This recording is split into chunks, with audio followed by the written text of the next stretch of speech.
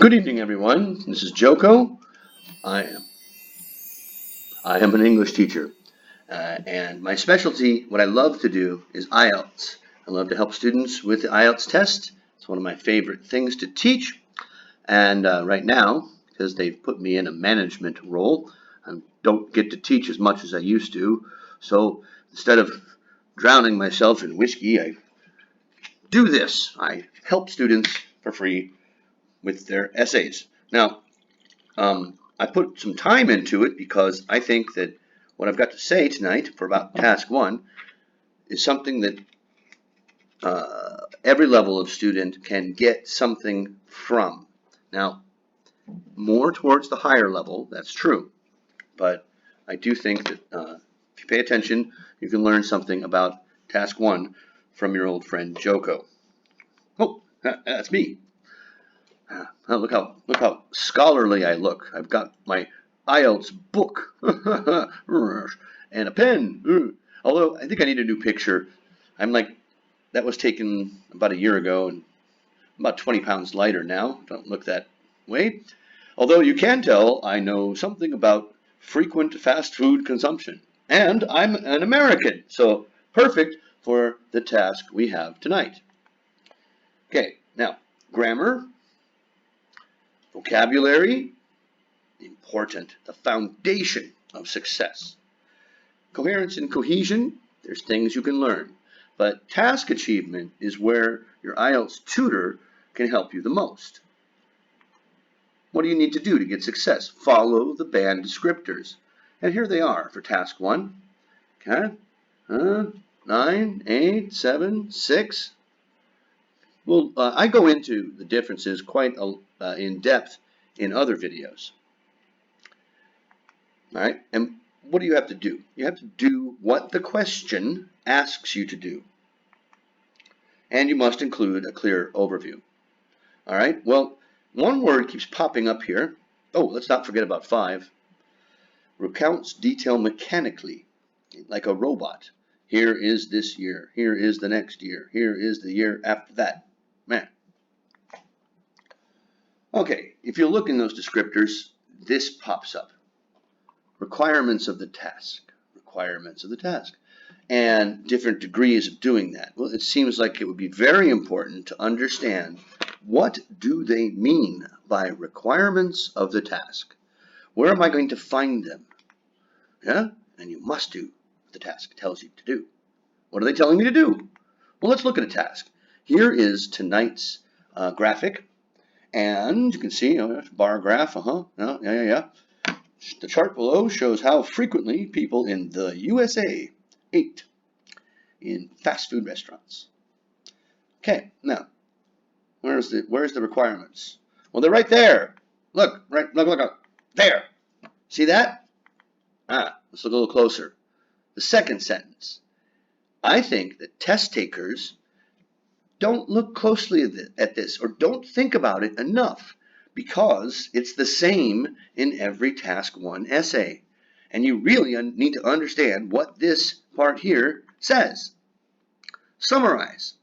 Make shorter by taking the most important information and reporting it in as few words as possible. Well, what's the most important information? You have to select it. And it's not just the highest and the lowest. Then report it. A lot of people understand that. And make comparisons. If you don't make comparisons, you will not get above a 6. All right. Well, what can we do with this? What do we have here? Okay, so what I want to do is take a couple minutes and analyze it. Now, most people are trained to just look for the highest and the lowest, the peaks and the troughs. So they'll see that, and they're like, oh my God, wait a minute, what about that? They're the same. What am I going to do? Oh no. Lowest. Oh, that's easy. Okay, down here. We'll talk a lot about this. We'll certainly put this in our overview, right? Highest, lowest. No, you have to take a moment and think, people. Okay, these, where it's the highest, that's a feature. That's an important feature. But and it's selected appropriately, but is it the key information? What about the rest of the requirements of the task? Yeah, it says describe the most important features. Now, highest and lowest are important features, but trends, comparisons, where are those? Take them. You're not going to find a trend in the highest and lowest. A trend is a change over time. And you might say that a highest is a comparison. Yes, it is the most of a group, but it's just one thing. It's one thing. You're not comparing much, not much of a comparison. You need to take a moment and think about what is really happening in this graph. Now, ask yourself questions like, is fast food consumption increasing or decreasing? That's a trend. What comparisons can we make over time?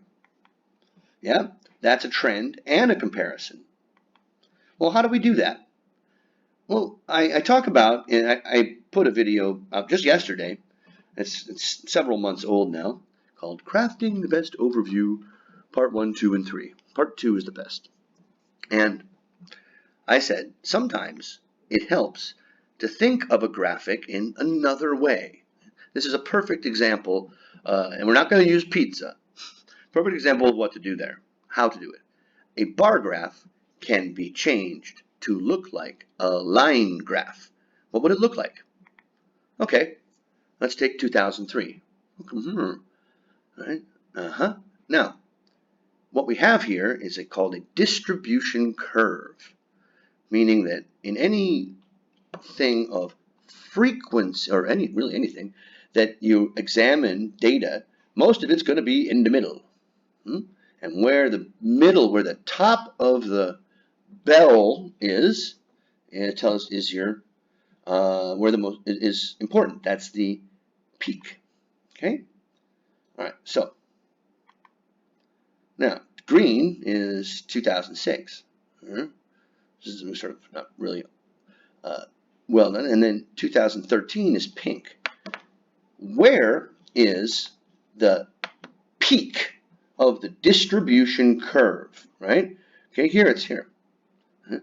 Here it's, well, it's not, it's still at that point, but the overall curve down here, okay, look, and certainly this is only a 3-year gap.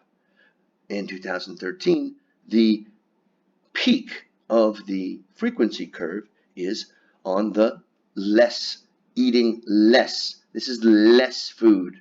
This is more fast food. So, we've discovered something. We've answered the question. Has food consumption increased or decreased amongst Americans? It's decreased. Yeah? Slowing down. Okay, so how would I say that in an overview? Well, I'd say it like this. Overall, it can be seen that Americans, note I am paraphrasing the USA, ate, that's fine, you can say that, less frequently during the time period. That's all you need, really. An overview can be one sentence. Now, it is kind of difficult. You want to make it 2 sentences if you can, because that will then help you structure your body paragraphs. But I didn't see a way to do that, and I have another way to do it. Okay, like this. First paragraph, what the graph shows, your overview. Now, 2003 and 2006 are only 3 years apart. The next bit of data is 2013. So although it's got 3 data points, it's really, you can break it in half very cleanly right there.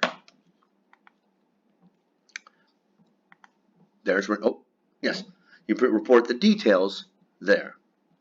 Okay, now let's take 9 minutes in. Thank you for waiting, Mr. I forgot your name. I know you're from Hyderabad. Here's your essay. Okay, now if you take a look up in the corner, task achievement, I code in pink, coherence and cohesion blue, lexical resource, and grammar. All right, now one of the things, when I looked at this, because it's 5 paragraphs, I'm like, oh, what's the word count? So I dumped it into this very nice site, wordcounter.net. And what it does, it shows you grammar errors. Or actually, that's because I have Grammarly in my browser. But, wow, 17 grammar errors. Huh, okay. Wow, we'll look at that some more. But you don't need me to use word counter or Grammarly. Okay, here's your essay. Moosh. Huh. Okay, here's where we go into the details. The bar graph illustrates about citizens of USA who visit the fast food restaurants at different times in a year or never based on the years 2003, 2006, 2008. Okay, here I'll correct your mistakes. Okay. You don't illustrate about. You illustrate how. Okay, yeah, maybe. It illustrates how the citizens of citizens. Well, you know, we got a lot of foreigners living in the USA. I'd say 20%, and they're not citizens. Not all of them are citizens of the USA. Always got to put the in front of United States of America. Who visits? Okay? Citizens, plural. Visits, no. The fast food restaurants. If there's anything you take from this tonight, please take this rule and remember it, because it bothers me for some reason. Plural nouns, restaurants.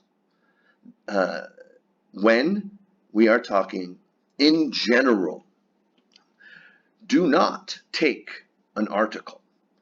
Do not take the before a plural noun when speaking in general. Who visit the fast food restaurants in America? Sure, but we're not speaking in, that's not general. At different times,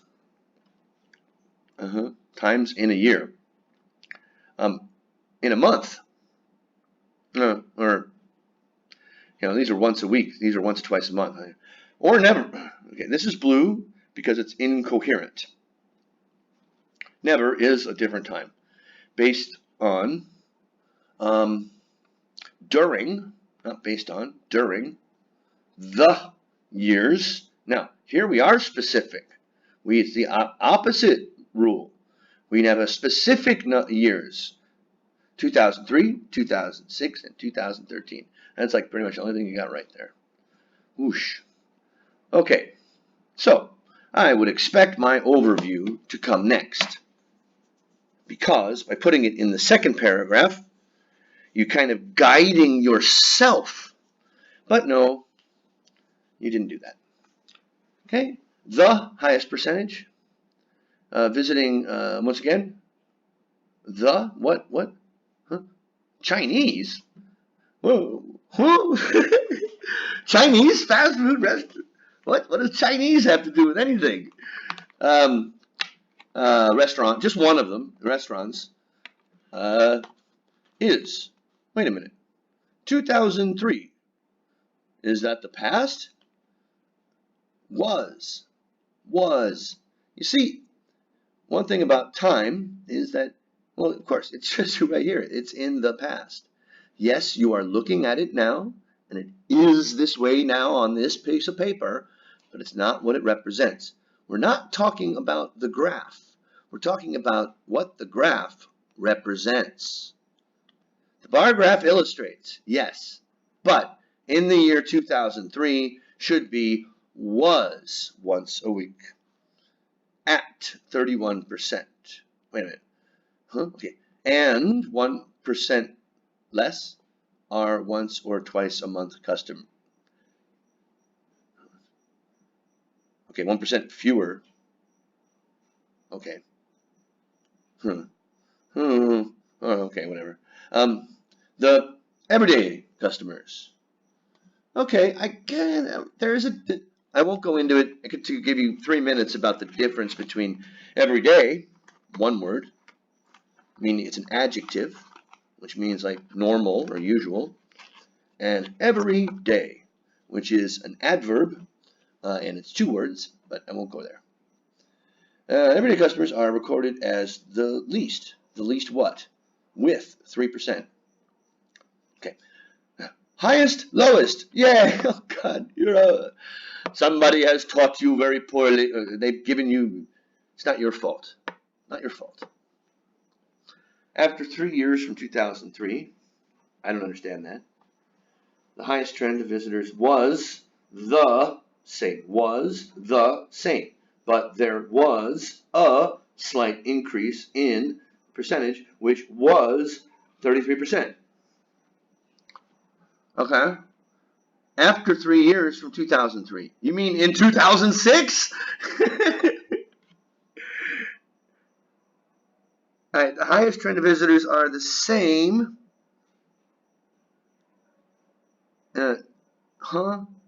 What? 2003, 2006. Oh, okay. Yeah, once a week.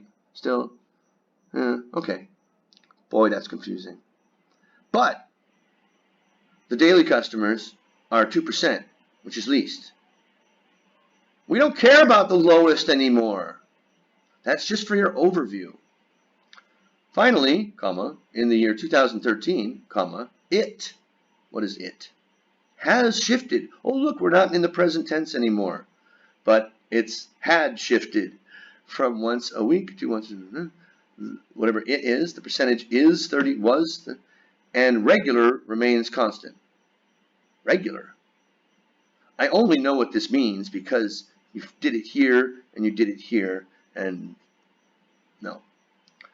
To sum up, all in the, to sum up all. No, don't use to sum up. I assume this is your overview. Use overall. In the years 2003 and 2006, once per week visitors were, oh, look at this. Hey, you found the past tense. Were the highest, but in the year 2013, it had changed. That was good. The fewest number of people visited fast food center were every day. Hey, now here you got it right.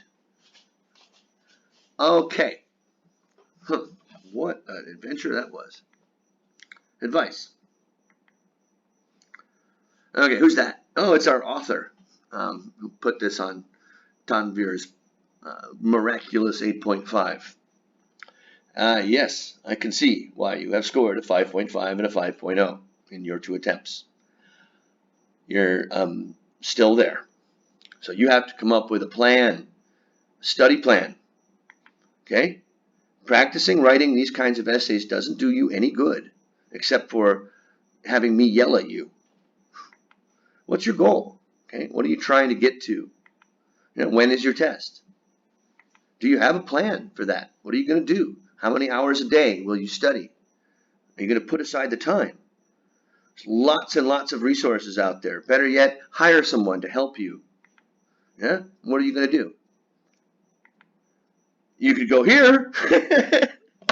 I don't even have any advertisements. I'm my blog. So 20 minutes for task 1.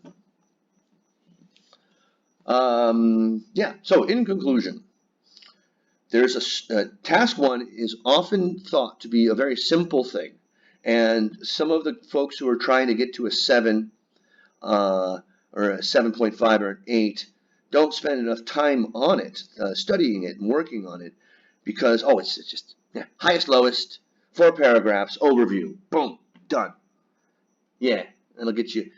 You know what? When you get your band score, they don't tell you what your task 1 and task 2 scores were. Some people, I keep trying to get to a 7. You may be getting a 7 in your task 2. How come I can't, get a 7? Maybe it's task 1 that's holding you back. You don't know. Study both.